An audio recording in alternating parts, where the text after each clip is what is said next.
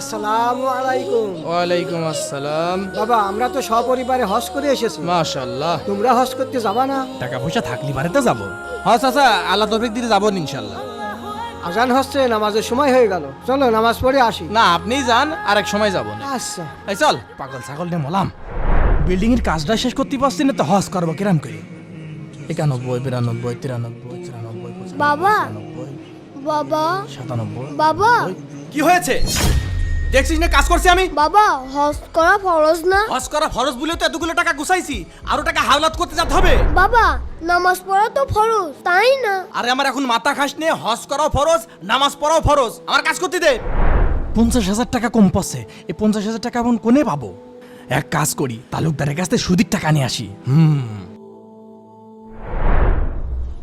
এই নে 50,000, প্রত্যেক মাস শেষে টাকাটা দিয়ে যাবি। ঠিক আছে।